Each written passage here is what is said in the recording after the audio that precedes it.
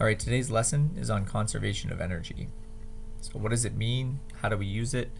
And what's it for? Well, how we're going to start this is with an amazing race.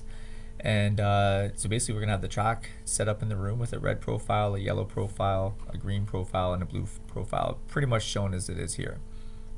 The question is, we're going to roll a marble from the top down to the bottom from rest. They all start from the same height and they all end at the same height. What we're going to do is we're going to see which one is moving the fastest, which ball when rolling down will be moving the fastest when it reaches the end of the ramp. Well, how can we predict that? Well, we'll do it qualitatively, and what we'll say is that the slower it's going, the closer to the ramp it'll land. The faster it's going, the further from the ramp it'll land. So if the red track is the fastest, it should land out here somewhere. If the blue track is the slowest, it should land closer. And so we'll be able to measure those distances for each of the ramps and see which one is moving the fastest when it leaves. It's going to be moving horizontally when it comes off. So that's what you're going to do a prediction on. Then we're going to observe it in class, and then we'll explain what happened. So that's what we're doing in class. We're going to do a poll. So you go to this website here, you can type that in. That'll have the poll, so you can make your prediction. You simply state RGY, what's the other color? RGYB, if you think that's the order, and then you must explain why you think that's the case. Okay, so with that, we're going to get to this reason. So what we find out when you do this, so go do that now before listening to this next part, and or you can come in class and see this happen. All right, basically what we find out is that regardless of which ramp you drop it down, they all land at the same height. Sorry, they all land at the same position, which means that they're all traveling the same speed when they leave the end of the track, even though the profiles were completely different. Some accelerated more quickly at the beginning, some accelerated more quickly at the bottom, at the end.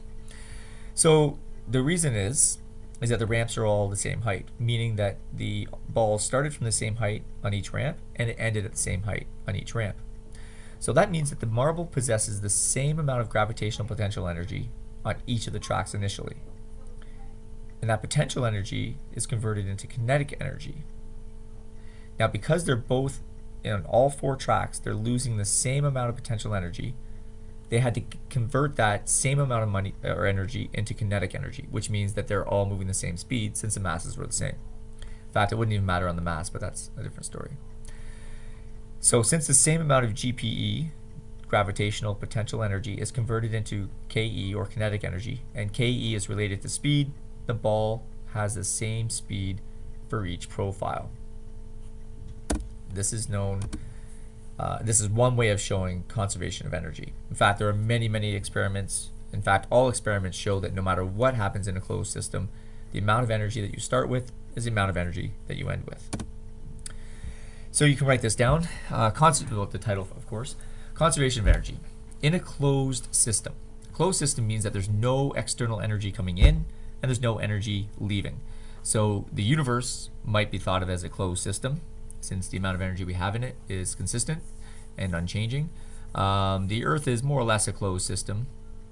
And then within a laboratory experiment, you just have to make sure that there's no additional sources of energy coming into the system or out of the system that could make it appear that energy conservation is not happening.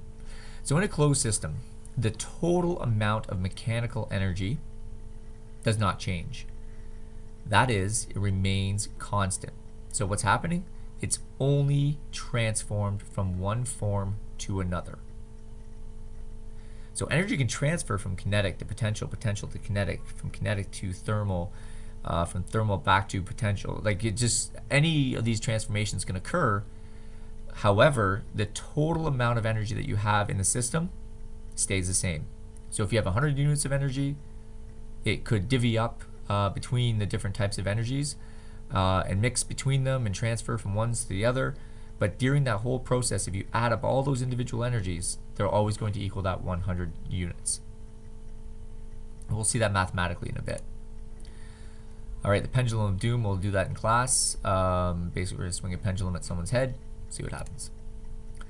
There's a Honda ad that's interesting to watch here. So if you get a chance, you can watch that. If I go back, it may or may not load. We can look that up in class. Perpetual motion. All right. Is it possible to build a machine that once set in motion requires zero energy input in order to continue moving forever, i.e. perpetual motion? So I have this MC Escher picture where you can see that the waterfall, there's potential energy of water, it's converting into kinetic energy, spinning this windmill, so they're getting energy, and then it's going downhill, but wait a minute, that downhill turns into uphill, which then allows it to go back down and continue forever. Clearly impossible, but MC Escher had an amazing way of representing reality in a different way, and you can see it here, the very clever way at which he used these steps to make it look like it's going downhill, but in actual fact it must be going uphill, and then these pictures don't match, and all of a sudden you're going back downhill. So it's pretty interesting. So can perpetual motion occur where there's zero energy input and something will move forever? The question is no. And it's due to the second law of thermodynamics, sometimes known as entropy. So if I say entropy, E-N-T-R-O-P-Y, then we're really talking about the second law of thermodynamics. So the second law of thermodynamics says perpetual motion basically is theoretically impossible. And why? In every energy transfer, every time you transfer from one energy form to another, some energy is always lost to random motion of molecules or heat. Okay, so in every transfer, some energy is always lost to random motion of molecules. Okay, it's not that, it's just like every time you make that transfer, there's always going to be some residual heat left over that vibrates these molecules, and you can't get that energy back. It's theoretically impossible. So therefore, perpetual motion is impossible. No matter what you do in every energy transfer, some is lost. Now, it's not lost, it's just going into the random vibrations of molecules, but we consider that to be called, with big air quotes, lost. Where is some of this energy, and again, that should be in quotes, loss, or I did put it in quotes, sorry. Energy loss is really just energy that is transformed into unusable forms. You're going to be wanting to write this stuff down. So energy loss is really just energy that is transformed into unusable forms. The energy is not really lost, it's a misconception. Where does it go? Sometimes it goes to frictional heat. When you drop an object and it starts bouncing, for instance, if you close your eyes, you hear sound, right? If you actually could measure the temperature of the surface you dropped it on and the temperature of the ball as you dropped it, you would actually notice that the temperature of the ball and the ground would increase ever so slightly. You would hear sound, so then you have to make air move out of the way. So you've got air resistance, which can actually, you have to push air out of the way. That sound, you have to knock air molecules so that they can vibrate through the air and reach your ears to make sound. Deformation, so crumpling, bending, flexing. Anytime that happens, you're actually physically maneuvering atoms inside of a material, and that takes energy in order to flex something or crumple it or bend it. Sometimes, if the energy loss is excessive, you can actually lose it to light. So when light's coming off, we know that that's just light that's being sent out. And then I put heat, not just frictional heat, but heat itself. These are areas where energy loss, with quotation marks, can occur during energy transformations. All right, mathematically, total mechanical energy, TME, it's also noticed as E subscript T, is the potential energy of the system plus the kinetic energy. So if you add up those two energies, that's how much energy the system has in total. So you're going to want to write this down, and I'm going to actually go through, just write this out a little bit more clearly in just a minute. Okay, a roller coaster situation here. What we have here is a roller coaster that's moving, and what we'll notice is that it starts at some speed, goes down the track and around, and down the track and around, and that continues, and then it goes over these humps, and you can notice that at times it looks like it's going a little faster and a little slower. If you look at the total mechanical energy in the system, it's 100%. So we've got maximum total mechanical energy.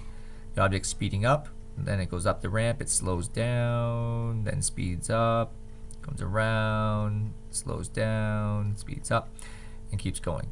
Notice how the TME stays constant. Well, what's the next step? Hey, well, the kinetic energy. Let's look. The the kinetic energy starts out at 0 because it's at rest. And now as it falls, the kinetic energy is getting higher and higher and reaches a maximum at the bottom. Then the kinetic energy starts to drop, then it starts to go back up, then it starts to drop, go back up, drop, go back up, and then so on and so forth. Well, what must be happening to potential energy? If TME equals KE plus PE, then clearly it's doing the opposite. As the kinetic energy reaches maximum, potential energy reaches its lowest, and so on and so forth. So the addition of this bar and this bar always equals the 100 units, or the total mechanical energy of the system.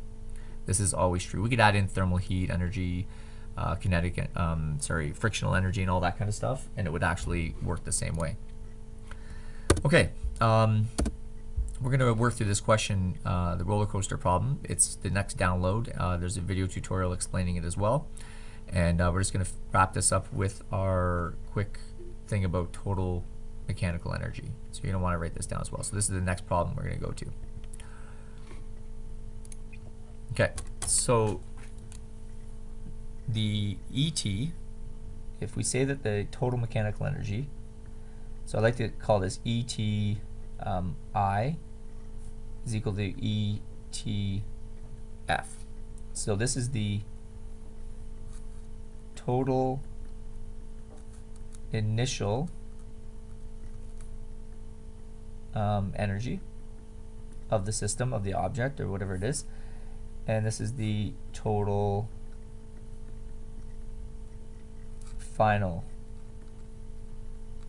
energy. Well, looking at it this way, if we just add up the initial kinetic energy and the initial gravitational energy, it's going to equal the final amount of kinetic energy plus the final amount of gravitational energy. Well, what does this look like? We could call this mv1 squared over 2 plus mgh1 equals mv2 squared over 2 plus mgh2.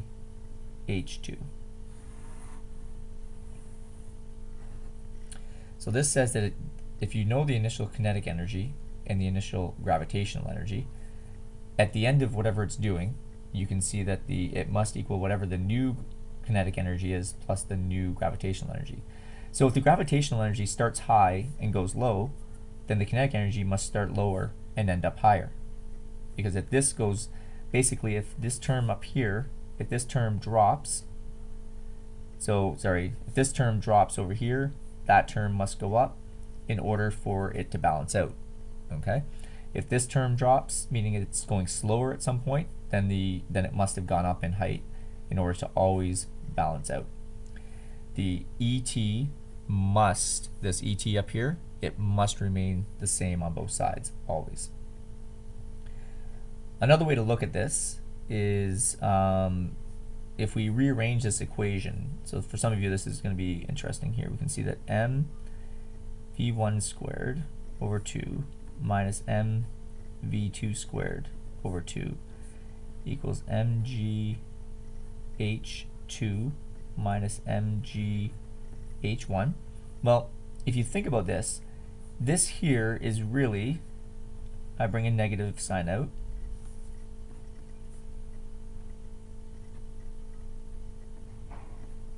like so.